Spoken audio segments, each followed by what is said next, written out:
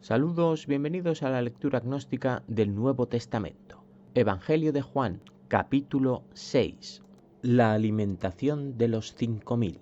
Después de estas cosas, Jesús se fue al otro lado del mar de Galilea, el de Tiberíades. Juan nos traslada a este cambio de escenario de Jesús tras los sucesos leídos en el capítulo anterior. Y lo seguía mucha gente porque veían las señales que hacía en los enfermos. Lo sigue mucha gente porque es capaz de sanar. En esto no se diferencia en absoluto a lo que nos describían los apóstoles anteriores, solo que con Juan advertimos en el primer capítulo que no podemos descartar la interpretación de Jesús personificando al Logos. Los enfermos pueden ser aquí enfermos de la sinrazón. Pero Jesús subió al monte y se sentó allí con sus discípulos. Aunque no nos indica el nombre de ningún monte, hay uno en el cual Jesús sube con sus discípulos. Y estaba cerca la Pascua, la fiesta de los judíos. Tampoco es concreto en el tiempo, aunque sí nos advierte que estamos cerca de esta fiesta. Jesús, pues, alzando los ojos y observando que venía hacia él mucha gente, dice a Felipe: ¿de dónde compraremos panes para que coman estos? Felipe, con esta interacción con Jesús, adquiere más protagonismo que en la suma de los evangelios anteriores. A él le consulta cómo solucionar el problema de la comida de todos los que le siguen. Esto decía para probarlo, porque él sabía lo que iba a hacer. Con esta cuestión Jesús pretende alertar la atención de Felipe. Le respondió Felipe: 200 denarios de panes no bastarían para que cada uno tome un poco, con lo que Felipe nos da una cantidad de lo que pueden llegar a tener para repartir entre todos: 200 denarios de panes. No sabemos cuál sería la equivalencia exacta, pero sí que nos asegura que no basta para que todos pudieran coger un pedacito de pan. Por lo tanto, no llega para nada. Le dice uno de sus discípulos, Andrés, hermano de Simón Pedro. Ahora parece que va a tomar la palabra Andrés. Aquí está un muchacho que tiene 5 panes de cebada y 2 pececillos, pero ¿qué es esto para tantos? Andrés señala a Jesús la poca comida que tienen. Dijo Jesús: haced recostar a los hombres. Y había mucha hierba en el lugar. Se recostaron pues los varones en número como de 5000. El número de seguidores no varía en ninguno de los evangelios. Entonces Jesús tomó los panes y, habiendo dado gracias, los repartió a los recostados, e igualmente de los pececillos cuanto quisieron. Jesús, como por arte de magia, igual que en los otros evangelios, reparte suficiente comida para todos. Y cuando se hubieron saciado, dice a sus discípulos: recoged los trozos sobrantes para que no se pierda nada. Una vez todos quedaron hartos de comer, todavía sobraba comida.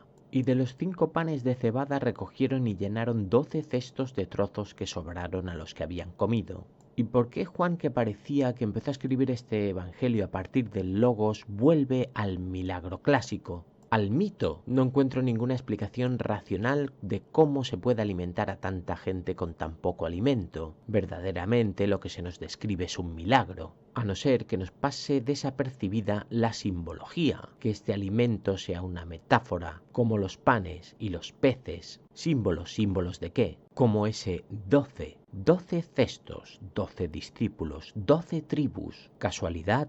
¿Mensaje oculto? ¿Utiliza la fuerza popular de la religión para transmitirlo? ¿Qué nos trata de decir? ¿Quién lo puede descifrar? Entonces los hombres, viendo la señal que había hecho, decían: este es verdaderamente el profeta que había de venir al mundo. Tal cual, si nosotros presenciamos a alguien que es capaz de alimentar a 5000 hombres con solo 4 panes y 2 peces, evidentemente no hay duda, hay que seguirle. Es un ser superior.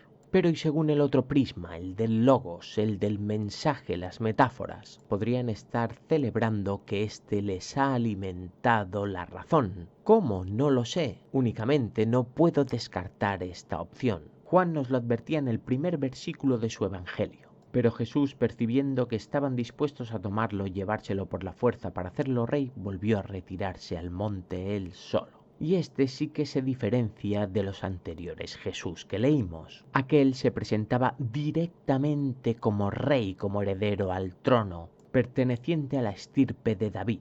Aquí, en cambio, parece no solo rechazar este rol, sino que podríamos percibir un rechazo a la idolatría. Él, en mayúsculas. Jesús anda sobre el mar. Cuando se hizo la tarde, sus discípulos bajaron al mar.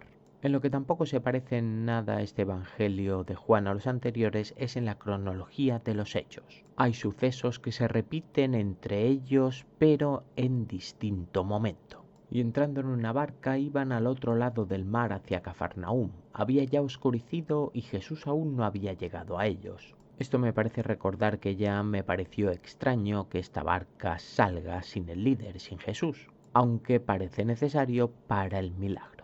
Entretanto el mar se iba levantando a causa de un gran viento que soplaba.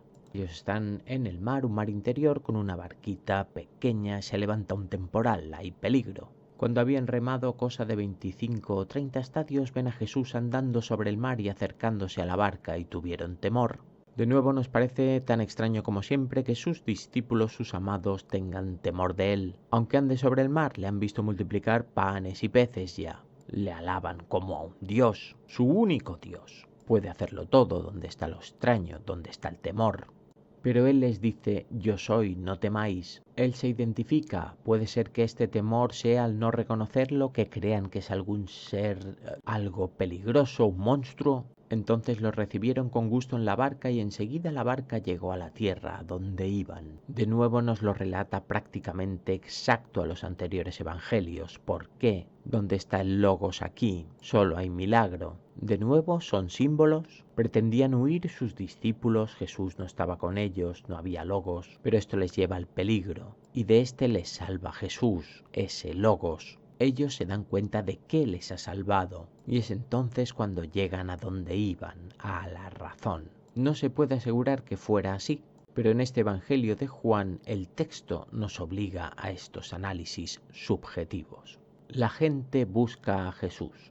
Al día siguiente la multitud que se había quedado al otro lado del mar vio que no había allí sino una barca, y que Jesús no había entrado con sus discípulos en la barca, sino que sus discípulos se habían ido solos. Al día siguiente, aquellos que habían seguido a Jesús, los que comieron los panes y los peces, se levantan recordando que se habían ido únicamente los discípulos. Jesús se quedó allí, subió él solo al monte.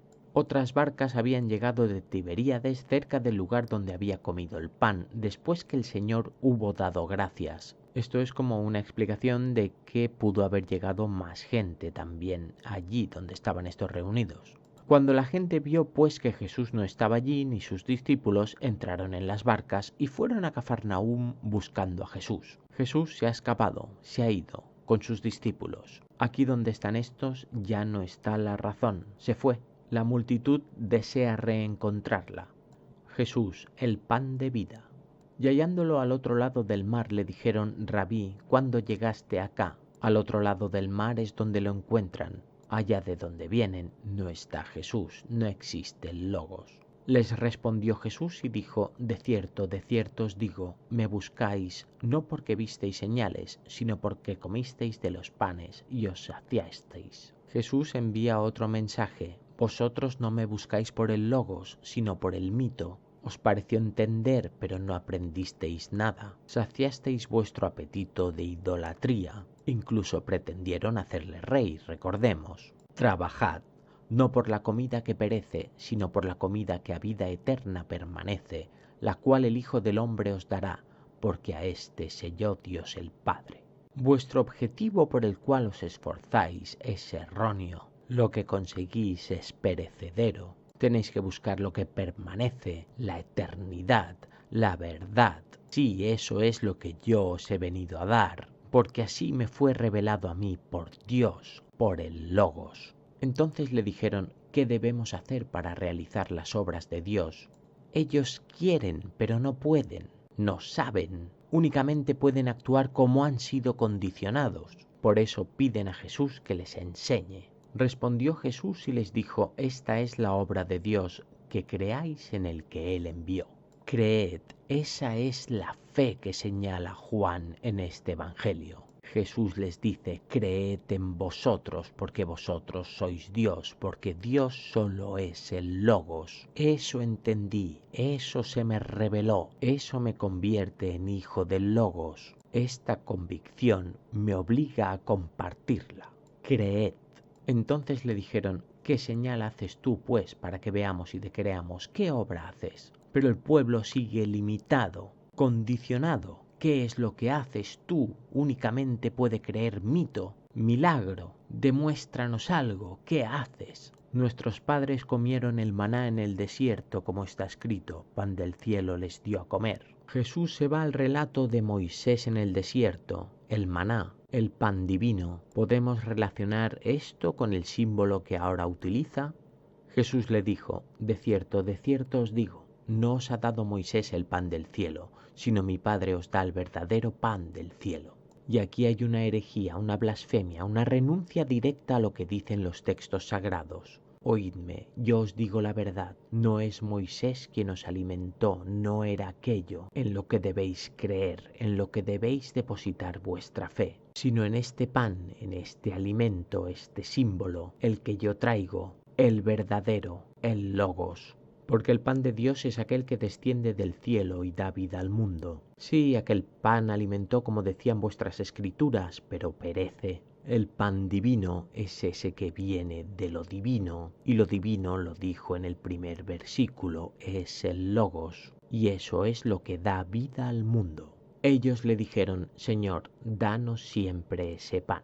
Y el pueblo, convencido, desea ese pan, desea pensar. Jesús les dijo, yo soy el pan de la vida, el que a mí viene nunca tendrá hambre, y el que cree en mí no tendrá sed jamás. Yo soy ese pan, yo soy esa razón, creedme, aprended de mí, solo eso os dará seguridad, no sufriréis jamás. Pero os he dicho que, aunque me habéis visto, no creéis. Pero Jesús conoce al hombre, sus reacciones, aunque intuyen qué quiere decir. No creen, creen en mitos, creen en magia. Todo lo que el Padre me da vendrá a mí, y al que a mí viene, de ningún modo lo echo fuera. Todo lo que sé, lo enseño. Todo lo que aprendáis no os puede ser quitado jamás. De ningún modo puede ser echado fuera. Pues he descendido del cielo no para hacer mi voluntad, sino la voluntad del que me envió. Yo ya no soy yo, esa es una reflexión filosófica, yo he superado mi ego. Yo solo sirvo a aquello que viene desde más allá de mí, mi verdadero yo, sin condicionantes. Mi voluntad no es la que vale, sino la voluntad universal, la de aquel que me envió, la razón, la verdad. Y esta es la voluntad del que me envió, que todo lo que me ha dado no pierda yo nada, sino que lo resucite en el día postrero. La voluntad del Logos es perdurar, lo que se aprende no se desaprende. Nos acompañará a lo largo de toda nuestra vida, nos formará, nos hará crecer.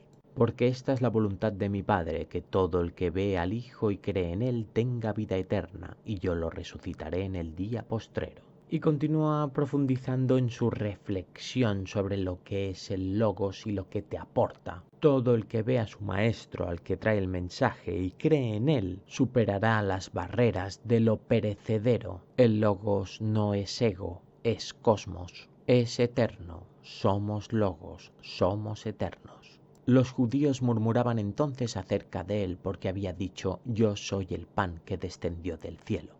Los judíos no parecen estar demasiado convencidos de que las palabras de Jesús no puedan incurrir en algún delito, blasfemia, herejía. Y decían, ¿no es este Jesús el hijo de José, cuyo padre y madre nosotros conocemos? ¿Cómo dice ahora he descendido del cielo? ¿Quién es este para autoproclamarse superior a los demás, divino, si es hijo de José? A la madre no la nombran estos. ¿De qué le conocen? En los evangelios anteriores los padres de Jesús eran nobles. Aquí no nos han contado su infancia, su nacimiento. Respondió Jesús y les dijo, no murmuréis entre vosotros. Jesús se encara a los judíos. Nadie puede venir a mí si el Padre que me envió no lo atrae, y yo lo resucitaré en el día postrero. Yo no tengo ningún poder de convencer a nadie si éste no cree en el Logos. Solo así puede darse cuenta de su eternidad. Está escrito en los profetas, y serán todos enseñados de Dios. Todo el que oyó de parte del Padre y aprendió viene a mí. Los profetas hablaron de Dios. ¿De qué Dios? Del que vosotros idolatráis, de aquel que creó Moisés en el desierto, del terror. ¿De ese escribían los profetas? No, eso no es un Dios, eso es un invento. El Padre es el Logos, todo el que lo oye, aprende y viene a mí. No que alguno haya visto al Padre, excepto el que es de parte de Dios, éste ha visto al Padre. No aquel que asegura que conoce a un Dios, solo se puede formar parte de Dios. Este es el que empieza a comprender. De cierto os digo, el que cree tiene vida eterna. No puedo hacer otra cosa más que insistir, aseguraros, enfocaros. Creed, observad, daos cuenta de la dimensión. Yo soy el pan de la vida. Yo soy quien os trae ese alimento vital, eterno. Creedme. Vuestros padres comieron el maná en el desierto y murieron. Vuestros padres fueron engañados, muertos. Desaparecieron. ¿Dónde está su promesa eterna? ¿Dónde residen sus almas? Este es el pan que desciende del cielo para que quien coma de él no muera. Mi mensaje es eterno, es real, es verdad. Yo soy el pan vivo que descendió del cielo. Si alguno come de este pan vivirá para siempre, y ciertamente el pan que yo daré por la vida del mundo es mi carne. Yo hablo en metáforas, yo soy metáfora, yo soy un símbolo. Soy el pan, el vivo, el que desciende del cielo, de más allá del cuerpo. Si alguno come de este pan, come de mí, lo engulle, lo entiende, lo asimila en su cuerpo, en su razón, en su mente, resucitará de su muerte en vida. Este pan, este conocimiento es lo que me forma, hace de mí un símbolo, esa es mi carne, mi figura. Entonces los judíos discutían unos con otros diciendo, ¿cómo puede éste darnos a comer su carne? Los judíos siguen sin entender. Así que Jesús les dijo, de cierto os digo, a menos que comáis la carne del Hijo del Hombre y bebáis su sangre, no tenéis vida en vosotros. Jesús sigue hablando en metáforas. No se puede explicar con vuestras palabras, con vuestro lenguaje. No entenderéis, estáis condicionados. Únicamente creéis en mito, en fantasía. Si no engullís todo lo que yo represento, no tenéis vida en vosotros, seguís siendo muertos. El que mastica mi carne y bebe mi sangre tiene vida eterna, y yo lo resucitaré en el día postrero. El que me come, el que me asimila, el que me entiende, el que comparte toda mi sabiduría, comprende la esencia de la razón. Esa es indestructible e inmutable, por lo tanto es eterna y resucitará, no morirá. Porque mi carne es verdadera comida y mi sangre verdadera bebida. Este es el verdadero alimento, el del alma. El que mastica mi carne y bebe mi sangre permanece en mí y yo en él. El que me descubre, el que me conoce, el que comparte conmigo, se convierte en mí. Como me envió el Padre viviente y yo vivo del Padre, de igual modo el que me mastica, también él vivirá de mí. Como yo no soy yo, sino todo, como Dios no es Dios, sino todo, Dios es yo y yo soy Dios. El que entienda esto, el que asimile esto, habrá alcanzado mi mismo estado, él también será yo, Dios, todo. Este es el pan que descendió del cielo, no como los padres comieron y murieron. El que mastica este pan vivirá para siempre. Como veis, aparte de la interpretación literal de cada uno de los versículos, que podría hacerse desde el enfoque religioso, como hasta ahora, a partir del mito de un Jesús, un ser divino, que pasea entre hombres, el otro enfoque es puramente filosófico. Estas cosas dijo en Cafarnaúm, enseñando en una sinagoga. Y lo hace desde el lugar más importante de la religión, desde su púlpito. Este Jesús, este Logos, ha llegado hasta ahí. Palabras de vida eterna. Al oírlo, muchos de entre sus discípulos dijeron, dura es esta palabra, ¿quién puede soportarla? Los discípulos parece que entienden un poco la dimensión de ese mensaje. Es duro, te abre los ojos, cuestiona quién eres, de dónde vienes, a dónde vas. Pero Jesús, sabiendo en sí mismo que sus discípulos murmuraban sobre esto, les dijo, ¿esto se escandaliza? Jesús, conocedor de la razón de los hombres, condicionados en su mayoría, sabe qué les escandaliza. Pues qué, si vierais al Hijo del Hombre ascendiendo a donde estaba primero. Eso solo son palabras donde está el escándalo. Imaginad cómo sentiríais si fueseis capaces de verlo, de comprenderlo, de asimilar hasta dónde es capaz de llegar mi capacidad. El espíritu es el que da vida, la carne no aprovecha nada. Las palabras que yo os he hablado son espíritu y son vida. La carne es perecedera, es material, es lo único que os importa, es donde enfocáis. ¿Dónde está el espíritu? Ni siquiera os lo preguntáis. Mis palabras vienen de ahí, no de la carne, del espíritu, de la vida, de la esencia. Pero hay entre vosotros algunos que no creen, porque desde el principio sabía Jesús quiénes eran los que no creían y quién era el que lo había de entregar. Pero Jesús sabe que no se puede convencer a todos los hombres. Algunos tienen la mente abierta y entenderán, por lo menos creerán, querrán comprender. Otros no lo verán, no podrán o simplemente no querrán hacer este esfuerzo. E incluso conociendo a los hombres se puede detectar quién le quiere lo peor, el mal. Y decía, por esto os he dicho que nadie puede venir a mí si no le ha sido dado del Padre. Por eso mismo os digo que yo no puedo convenceros si vosotros no abrís vuestra mente. Solo aquel que sea capaz de captar la esencia de lo que digo puede empezar a comprender, puede venir a mí. Por esto muchos de sus discípulos se volvieron a lo anterior y ya no andaban con él. Muchos de sus discípulos se quedaron en lo material, en lo perecedero, en el mito. Jesús dijo entonces a los 12, ¿queréis acaso iros también vosotros? Jesús no rapta, ni siquiera suma, únicamente comparte, expande. No es un líder, es un maestro. Le respondió Simón Pedro, Señor, ¿a quién iremos? Tienes palabras de vida eterna. Simón cree o quiere creer. Jesús le ha prometido la eternidad.